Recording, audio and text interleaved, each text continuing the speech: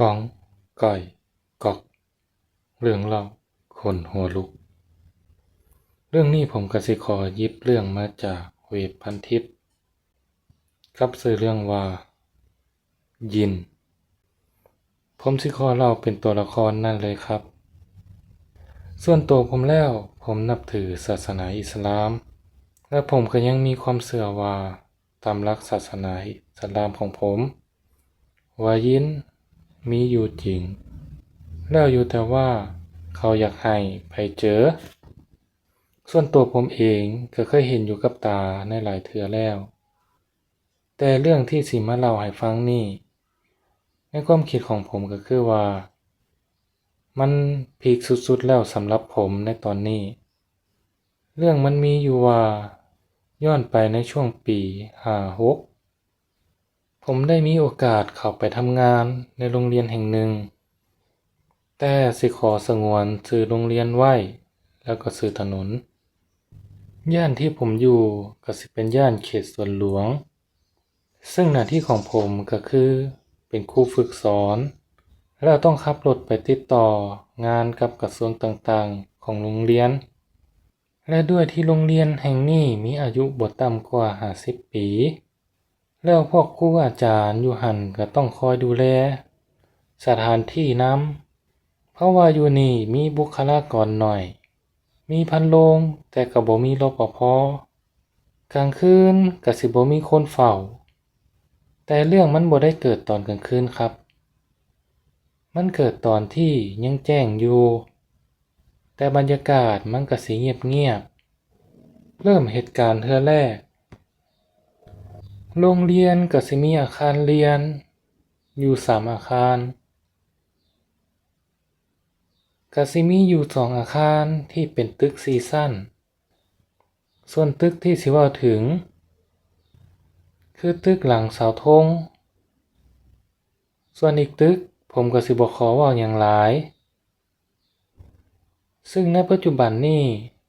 ตึกนี้ก็ยังมีการใช้การเรียนการสอนอยู่เรื่องก็มีอยู่ว่าตึกนี้ชั้นถึงสุดสิเป็นห้องเก็บเครื่องดนตรีไทยมื้อหนึ่งผมก็ได้มีโอกาสขึ้นไปสำรวจความเรียบร้อยการสำรวจก็ปกติดีแต่ส่วนห้องที่เก็บเครื่องดนตรีไทยนั่นล็อกไว้ใส่กุญแจหนาแน่นแต่ตอนนั้นก็บ่ได้คิดหยังหลายก็ได้เวลาสิเมื่อบ้านผมก็ได้ออกจากโรงเรียนสายตาก็ได้เหลือบไปเห็นหน้าต่างของห้องเก็บเครื่องดนตรีก็มีอยู่บานหนึ่งที่เปิดถิ้มไว้แต่ผมก็ได้คิดว่าสั่งมันเถาะมื้ออื่นค่อยว่ากันใหม่แต่พอตอนเช้ามาโรงเรียนผมก็ได้คิดขึ้นได้ว่าหน้าต่างลืมปิดผมก็ได้เงยขึ้นไปเบิ่งหน้าต่างบานนั้นต้องขอบอกก่อนว่าหน้าต่างบานนั้นต้องยืนนอกรั้วของโรงเรียนที่สิเบิ่งเห็นแต่ปรากฏว่าหน้าต่างได้ปิดเรียบร้อยแล้วก็บ่ได้คิดหยังหลายจนตอนแลงก็ได้เมื่อบ้านตามเคยตอนขี่รถผ่านสายตาก็ได้เหลือบไปเบิ่งเห็นหน้าต่างเปิดถิ้มไว้อีกแล้วก็คิดในใจว่าไผมาเปิดถิ้มไว้อีกแล้วตอนนั้นก็บ่ได้คิดหยังหลายแค่คิดว่าเขาใส่กลอนบ่สุดลมอาจไปพัดหน้าต่างก็เลยเปิดมามื้อใหม่มื้อนั้นก็สิเป็นวันศุกร์ผมต้องเดินทางไปละหมาดก็ได้เดินทางผ่านข้างตึกนั้นก็เผยเงยหน้าขึ้นไปก็ได้เห็นหน้าต่างปิดคงสิมีคนมาปิดแล้วพอจบมื้อนี้ไปก็มืดแล้วประมาณ20:30พอดีเคลียร์ของปิดประตูรั้วใส่กลอนพอบ่มีไผแล้วก็สิเมื่อบ้านผมนี่ก็แปลกครับ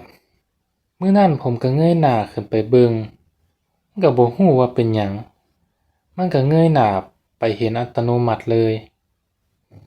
แต่ปรากฏว่าหน้าต่างมันเป็นอีกแล้ว แต่ก็คิดในใจคือเก่าก็สร้างมันเถาะมาตอนเช้าวันเสาร์มื้อนี้ก็สิเข้ามาโรงเรียนสายแน่มื้อนี้ผมก็ได้ขับรถมาอีกข้างหนึ่งของโรงเรียนเลยบ่ได้ผ่านข้างโรงเรียนผมก็ได้ทำงานปกติช่วงบ่ายก็สิมีอาจารย์ที่เป็นครูดูแลวงดนตรีของโรงเรียนซึ่งเพิ่นสิดูแลทั้งวงโยธวาทิตแล้วก็ดนตรีไทยผมก็เลยบอกครูครับห้องที่เก็บเครื่องดนตรีบ่ได้ปิดหน้าต่างครับครูพ่อครูที่เพิ่นดูแลได้ยินคำนี่ก็คัดค้านเสียงดังเฮ้ยมันเป็นไปบ่ได้ดอกผมให้เด็กน้อยปิดตั้งหึงแล้วก็บ่ได้มีไผเข้าไปใช้งานเป็นอาทิตย์แล้วใดผมก็คิดในใจอีกอ้าวแล้วที่เห็นเปิดปิดคู่มือล่ะมันคือหยังแล้วครูเพิ่นก็ได้ชวนผมขึ้นไปเบิ่งผมก็คิดในใจถ้าหน้าต่างมันบ่เปิดเขาก็หาว่าผมใส่ร้ายเขาแน่นอนแล้วก็พากันย่างตามกันไปมื้อนั้นเป็นมื้อที่โรงเรียนหยุดก็สิบ่มีเด็กน้อยนักเรียนบรรยากาศของมื้อนั้นก็สิเงียบๆขนาดเป็นช่วงบ่ายพอย่างไปฮอดชั้นเทิงสุดก่อนสิฮอดสุดทางย่างก็สิเป็นห้องเก็บเครื่องดนตรีแล้วต่อไปก็สิเป็นทางเชื่อมต่อกับอาคารเก่าแต่ทางนั้นมันก็ผ่านไปบ่ได้แล้วเพราะเขาใช้ของมาวางขวางไว้เอาโต๊ะเก่าๆปิดทางไว้บ่ให้ผ่านผมก็บ่ได้ใส่ใจหยังพอฮอดหน้าห้องผมก็ยืนทั้งหลังครูคนที่เพิ่นดูแลเครื่องดนตรีก็ยังคิดในใจอีกว่าถ้าหน้าต่างเปิดยับแน่ๆกูพอเขาเปิดประตูเข้าไปปุ๊บผมก็นึกเอาแล้วบ่ฮอดไสครูเขาก็เว้านี่เด้หน้าต่างก็ปิดใส่กลอนหนาแน่นดันจังใดก็บ่ออกผมก็คิดว่าเป็นไปได้จังใดวะเมื่อวานแล้วผมก็ปิดรั้วโรงเรียนเองกับมือก็สิบ่มีไผมาปิดแล้ววะผมก็บอกครูครับแล้วก็ยิ้มหน้าจืดๆผมก็ได้หันไปเบิ่งเห็นระนาดเอกของวงแล้วอีกหลายๆอย่างผมก็บ่ฮู้จักชื่อวางอยู่กับพื้นเลยผมก็เลยได้บอกครูผมว่าหาโต๊ะมาวางให้มันสูงๆแหน่จักหน่อยมันจั่งเบิ่งสวยงามแหน่เขาก็ได้บอกว่าเครื่องดนตรีที่ครูบ่ได้ใช้แม่นบ่ครูเพิ่นก็ได้บอกแม่นๆเดี๋ยวผมกำลังหาโต๊ะมาวางแต่ก็ยังหาบ่ได้ผมก็บอกเขาว่าเฝ้าหามานะครูเสร็จเรื่องหน้าต่างกำลังสิออกจากห้องคิดภาพตามครับห้องเรียนมีอยู่2ประตูหน้าหลังเป็นว่าด้านหลังที่มีกระดานเป็นด้านหน้าห้องพัดลมเพดานในห้องสิมี2โต๊ะหน้าหลังครูเขาก็ปิดประตูด้านหลังก่อนแล้วล็อกกุญแจด้านนอกเฮ็ดแล้วย่างออกมาปิดประตูด้านหน้าตอนนั้นก็ยืนอยู่นำกันแล้วครูเขาเริ่มปิดประตูจบเสียงสลักลูกบิดประตูก็ดังแก๊กพัดลมหลังห้องก็ได้หมุนเสียงดังฟู่ขึ้นมาผมกับครูก็หันหน้าหากันก็บ่ได้เว้าหยังหลายตอนนี้ครูก็บ่ได้คิดว่าผมใส่ร้ายครูก็สิคือว่าเขาสิเฮ็ดให้ฮู้ว่าในนี่มีเขาอยู่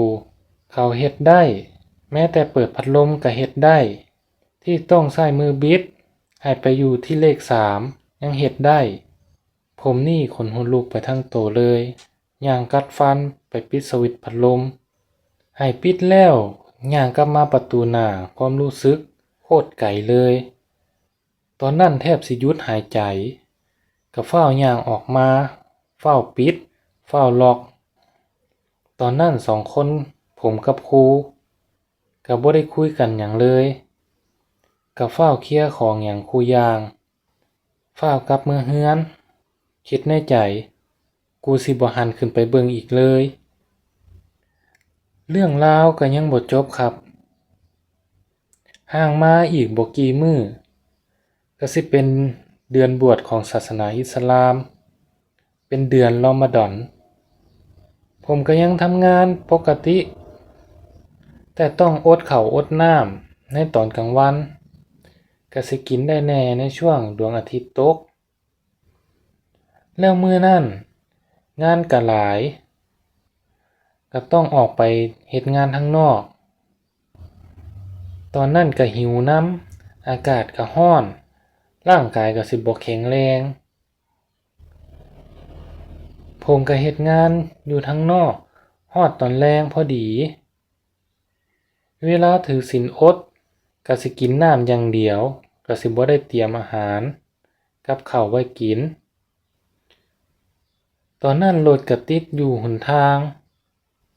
ซึ่งก็ต้องเอารถไปจอดที่โรงเรียนพร้อมกับครูคนอื่นที่มานำกันบางคนก็ลงระหว่างทางเหลือมาฮอดโรงเรียนบ่กี่คนแล้วก็พากันเมื่อบ้านกันเบิดแล้วแต่ก็สิยังมีครูที่ทำงานอยู่ในโรงเรียนอยู่ในแผนกธุรการทำงานอยู่ผมจอดรถแล้วก็เอากุญแจรถไปเก็บในห้องธุรการแล้วว่าสิละหมาดก่อนมื้อเรือนเพราะเวลาตอนนั้นก็ทุ่มครึ่งแล้วผมก็ได้ย่างไปอาบน้ำละหมาดวางใต้ตึกที่มีเรื่องเล่าก่อนหน้านั้นก็บ่ได้คิดหยังหลายซึ่งขอบอกไว้ก่อนครับถ้าเป็นคนที่นับถือศาสนาอิสลามก็สิเข้าใจว่าการอาบน้ำละหมาดคือหยังผมก็เริ่มล้างมือครบ2ข้างแล้วครับแล้วก็ม้วนปากล้างหน้าสักพักหนึ่งก็มีลมเย็นวูบเข้ามาวางท้ายทอยคนหัวลุกตั้งได้เว้ากับตัวเองว่าเป็นหยังวะผมก็คิดแล้วก็หันพร้อมเงยหน้าขึ้นก็ได้ฮ้องออกมาพระเจ้าผมก็ได้ย่างเงียบน้ำตาไหลผมก็ได้ทิ่มเกือบเฝ้าย่างจ้ำเลยครับเพราะภาพที่ผมเห็นคือน่าสิเป็นผู้หญิงตาแดงโน้มตัวลงมาจากชั้น2ของอาคารเรียนคือนึกสภาพอาคารเรียนที่มีทั้งนอกเป็นศาลไว้ตั้งกระถางต้นไม้นั่นแหละครับเขาใช้ช่วงท้องของเขาพาดตรงมาที่กั้นเขายื่นตัวเองเลยออกมาวางศาลที่เขาวางกระถางต้นไม้เพื่อให้ผมเห็นเขาได้ตอนนั้นผมก็ได้ย่างจ้ำอย่างเดียวครับพอดีก็สิมีลูกของคุณครูที่อยู่ในห้องธุรการน่าสิเรียนอยู่ชั้นป. .3 เห็นผมแล้วก็แล่นมาหาผมบอกกลับไปแต่ก็บ่ได้เว้าหยังเสียงดังด้วยความที่ว่าย้านผู้หญิงตาแดงได้ยินผมก็ฟ้าวจับลูกของครูไว้แล้วปิดตาไว้ฟ้าวอุ้มย่างไปเลยแต่พอย่างไปฮอดหน้าเสาธงสายตาก็แอบเหลือบไปเห็นว่าผู้หญิงคนนั้นยืนอยู่ที่ฝั่งอาคารหนึ่งที่เป็นอาคารหลังเก่าแล้วครับผมแฮ่งเฮ็ดให้ผมย้านจนเด็กน้อยนักเรียนกับครูในห้องธุรการเริ่มสงสัยแต่ผมก็บ่ได้เล่าให้ไผฟังยอมรับเลยครับว่าผมไข้ขึ้นเลยผ ภาวาไปหลายมื้อตอนเช้าผมก็ได้ไปเก็บเกือบกับของที่ถิ่มไว้แล้วก็มีผู้ที่ได้รับอนุญาตสร้างโรงเรียนซึ่งก็สิสนิทกันกับผมมาคุยกับผมนำซึ่งเขาก็นับถือศาสนาอิสลามคือกันกับผมเขาก็ชวนคุยเชิงแบบว่าย่อถามผมว่าได้ข่าวว่าเจอบ่แล้วก็หัวผมก็ได้ถามว่าเจอยังครับเขาก็ได้ตอบสั้นๆว่ายินผมก็ได้หันเบิ่งหน้าเขาก็ได้ยิ้มเล็กน้อยแล้วเขาก็บอกว่า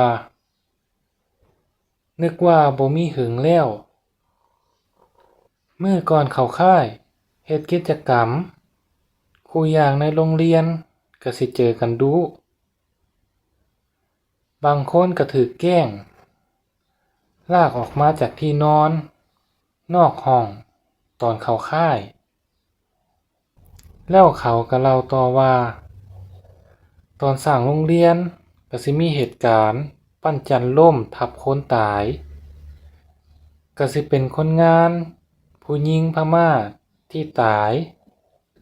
แล้วคนที่ตอนนี้ยังดีๆอยู่เขาน่าสิหมายถึงตอนที่ยังมีชีวิตอยู่ก็สิมักหยอกแกล้งเด็กน้อยเพราะตอนเขาเกิดอุบัติเหตุแล้วรถพยาบาลมารับก็บ่ได้คิดหยังหลายแต่มารู้ทีหลังว่าเสียชีวิตแล้วก็บ่ได้มีการทำบุญเฮ็ดหยังให้จากเรื่องที่เกิดขึ้นผมก็บ่ได้เล่าให้ไผฟังอีกเลยจนมาพิมพ์ลงให้อ่านกันสนุกๆถือเป็นประสบการณ์เล็กๆน้อยๆครับด้วยความว่าเป็นคนย้านเป็นทุนเดิมอยู่แล้วจึงอาจสิเป็นจุดที่เฮ็ดให้ผมเจอหยังแปลกๆตอนที่ช่วงร่างกายบ่มีเรี่ยวแรงเมื่อยง่ายมันจึงเกิดคำถามว่ามีไผเป็นคือกันกับผมแน่ขอบคุณครับที่สละเวลามารับฟังเรื่องยินก็สิมีจบส่ำนี้ครับถ้ามักก็ฝากกดไลค์กดแชร์ให้นำครับ